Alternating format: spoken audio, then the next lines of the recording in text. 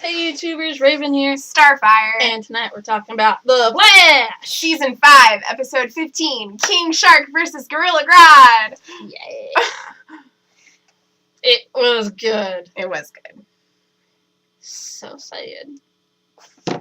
So sad. What did you think about it? I mean, I liked it a lot. I'm glad that we saw Joe again. And Glad he felt well enough to come back. yeah. Well, like he said, he spent his time healing. Yeah. Well, he did get the crap beat out of him. So. He did. And he got to connect with Wally again. Mm-hmm. I also liked how he helped Iris and, had her punch out her frustrations. Yes. Don't all of us want to do that? Where's a punching bag when you need one? Right. But yeah. Remember those blow-up punching bags you could get as a kid with the sand bottom?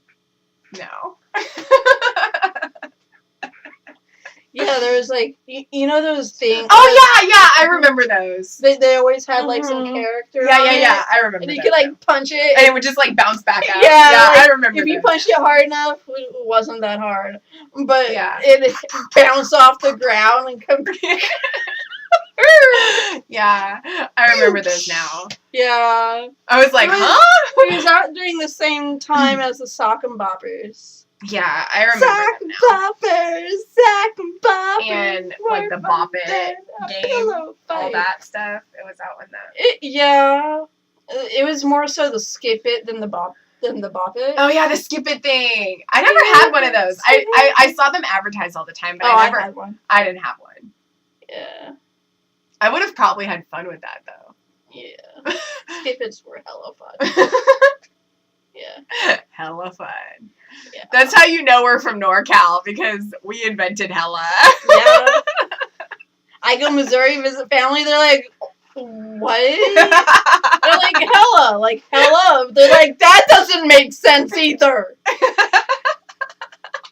That was hell of some. That was a hell of a fight. That's the only term in which that makes sense. That was hell of interesting. Or if it was a hell of a day. Right? But, like, if you say that was hell of interesting, no. But if you say that was hella interesting, it totally makes sense. Yeah, we did hella. Only to us. Hella and hecka are like what we say. That's our slang. Yeah. So you know somebody's from NorCal when. Yes. Or they've just been around people from NorCal too much. Yeah, that too. I've gotten some of my online friends to start saying it. So, like, now you don't know if someone is, like, from Texas or Oregon because they're saying, like, hella. And I'm like... It's like that was my influence. Yes. Yes. But yeah, like, I'm glad that, he was able to get through to her as a father can. Mm-hmm. And, that we got to, see her finally just taking some control back and, being like, what? All right, I'll be bent. Like, I can do this. Like, I'll go back to my office and I'll, fight. Yeah. And I can be bent and not broken. Yep. Just broken, not bent. Sorry. Mm-hmm. Just give me a reason by Pink. Mm-hmm. Basically, she's saying, I'm rubber and you're glue. Yeah. Whatever you do. I know it's whatever you say, but he doesn't say anything. He just does stuff. Yeah.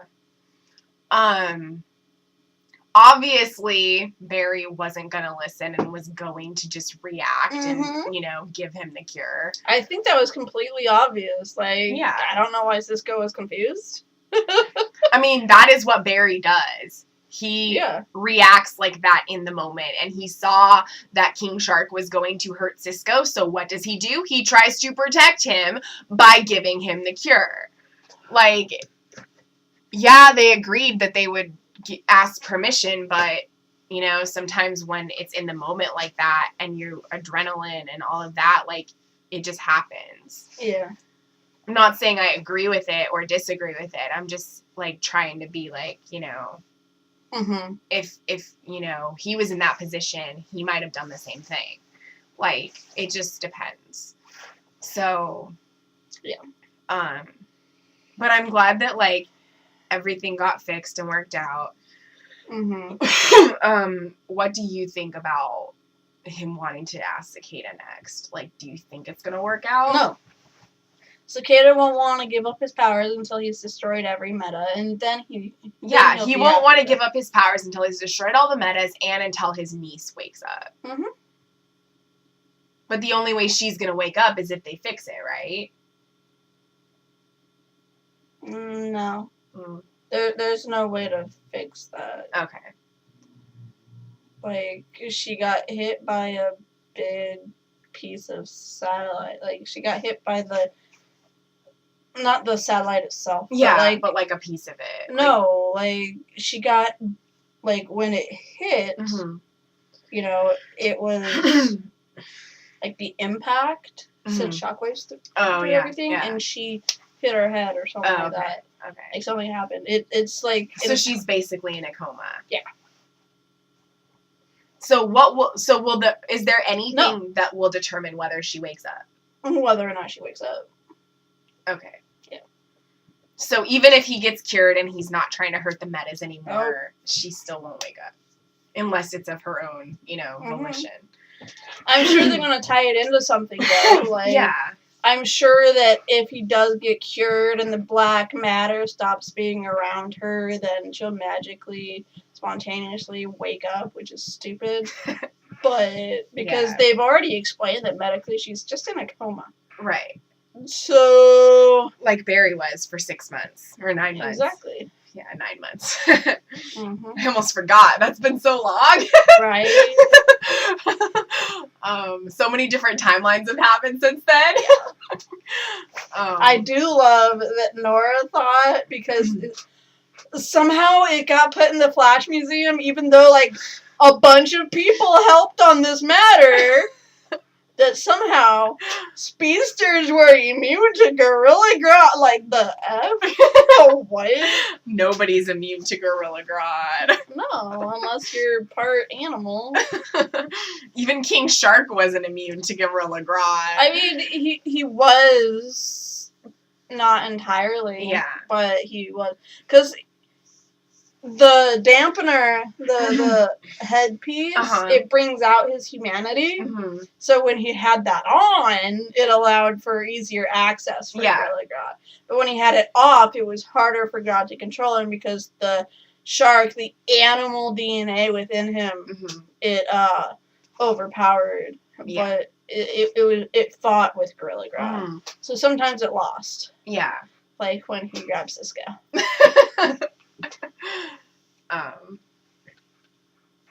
The story with Shay and her, what was her name? Tanya. Yeah. Tanya, yeah. That was Sounds cute. Right. It does. It was. Yeah. It was. I like how at the end when she was talking with Wells, like, she was like, I hope you find what you're looking for. And who knows, it might be in one of the doppelgangers. And I'm just like, like, you're gonna fall for this doppelganger? I mean, you already have. You fall for her on every Earth. But yeah, this one is gonna be the one, I think. Oh, when she comes back again, the one, like, the same woman he's married in all the different Earths. I think this one, I mean, we've already met her. Yeah. So I think this one is gonna be the one. Yeah. Hopefully she makes another appearance. I like her. I like the actress who plays her. So, she's funny. She's just a good actress. I mean, she was in, like, this old Hallmark movie that is really good, and then she was in, like, According to Jim and stuff. And I know I've seen her in something. She's married to Brad Paisley. Oh. That might be one of the things I've seen. Because she was probably in some of his music videos. Yeah. Because she's married to him. And I've probably seen her on some carpet walking on his arm. Have you seen the Father of the Bride movies? Yes. She's the daughter. Right. Yep. Okay. I like her. Yeah. Me too. But yeah. Yeah, that would be cute. I hope that, she is the one that actually stays this time. Yeah. What else? I don't know.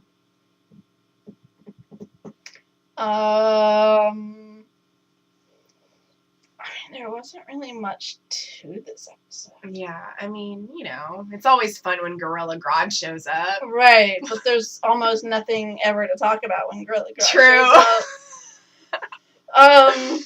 But I do like that after Shay was semi-healed, I mean, he just needed another injection that would deal with his pituitary, and I mean, they were probably working on that. Yeah. So he was that close to being cured, but he was also regressing into King Shark. Right. Because the cells were duplicating, but if they just let it regress, then he would have been able to be saved. But they needed King Shark now. Right. And I love that, like,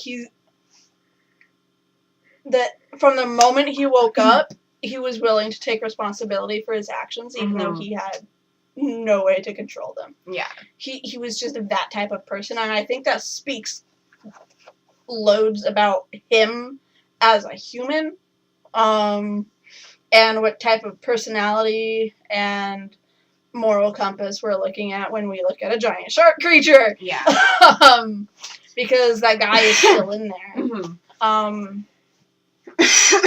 But yeah, I love that he's willing to turn back into King Shark. Yeah, for her. Yeah. And to help other people and to try and make up for some of what he's done. Yeah. Yeah. I loved that. I mean, it was such a sad moment. Yeah. But I loved it. Yeah, that's nice that, like, he wants to make amends for all the bad things that he did. Yeah. So he'll probably, like, because I know that on Arrow, because I am watching that show again, like I've said previously, it has gotten a lot better, and especially since Ollie got out of prison, like, they've deputized the entire gang, so now they all work for the PD. Oh, wow. But this is going to be the first time that they've worked for the PD, and this week's episode was the first time. I haven't watched it yet, so I can't wait. But I know that in Arrow, Diggle was trying to reconstitute the Suicide Squad. For which his wife was severely against. Lila. Yes. Because she's the one that canceled it in the first place, because it was Waller's thing. Yeah. And she had promised herself she was never going to bring that back. And it turned out that they didn't have to, that they were able to use it as a ploy to get what they needed. But the thought that they've had King Shark this entire time, and now they're able to control him a lot better. And they're not really controlling him. He actually just wants to help people.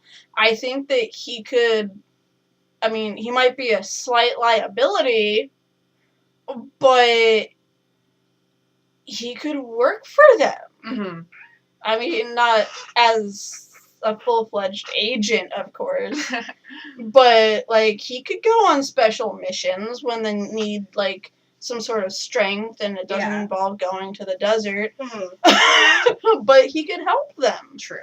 And especially now that they understand more of how to communicate with him, and they have a better connection with him. Yeah. So I think that would be great, and he can earn his keep. Oh, with Diggle? Huh? With who were you talking? Oh. King Shark. Oh, King Shark. That he can earn his keep and everything. Because, I mean, even though they don't do the Suicide Squad anymore, like, that's what they did with the villains or, you know, whatever. Yeah. So it would be nice to mean, it doesn't have to be a Suicide Squad. He doesn't have to have a bomb in his neck. But he can still help them. Because he's actually willing to. For sure. He's helping them now. He's the good guy. Yeah, he's a good guy. And he might lose control every once in a while, but that's because he's a shark. Mm-hmm. Just like Gorilla Grodd. And Gorilla Grodd just loses control because he has none. He's an angry gorilla. Yes. He's like, Hulk smash! That's all he thinks. Oh. Right? The only thing that goes through his mind is, Grodd control brain! Grodd kill! Right? But no, Grodd is actually really impressively unhumanly smart. And I know the term is inhuman, but still, I said unhuman. It's fine, you guys. We all know my English sucks. We all make mistakes. Constantly. On video. It's all good. For the world to see. It's all good. There's also an edit feature. We hardly use it. But yeah, so that's, my... Yeah, I mean, like I said, I pretty much touched on all the things that I liked about it. Mm-hmm. Like, I mean, I'm hoping that it's not Kaylin who leaves. Because I know that Cisco's probably leaving, but... I mean, maybe. It could just be a bunch of theory and fan speculation. I mean, I'm not gonna actually believe it until I hear something for sure. Right. Unless something has been official. Unless the actor says that he's leaving, he or she are leaving. Or, the network or somebody or, a news thing says something about it. I'm not going to be I'm not going to believe it. Yeah, unless we hear official confirmation. Then no one's leaving. Yeah, I mean, we heard official confirmation about Jesse L. Martin, who's Joe, when he had to leave for a while. So, yeah. I mean, unless Carlos Valdez says something or, or Danielle Panabaker. I'm not gonna take it for, truth. Yeah, and besides, technically, I don't think Danielle can leave unless there's major, major disputes on set. Yeah. Because, I mean, the entire season isn't just dealing with Cicada. It's also dealing with Killer Frost. And her daddy. Yes. Yeah. We are in a Killer Frost story arc, and it's not okay for her. Unless they wrap it up by the end of the season and and then she leaves and she's not in the new season, okay. But, she's not going to leave before the season's over. Right. Unless there's something horrendous that's happening on set or behind the scenes or whatever. Right. Then, from what I've seen of her, I think she's an actress of, she's an actress for her fans. Right. And her fans would want her to finish the story arc. Yeah. And so I think she'd be willing to do that before she left, if she left.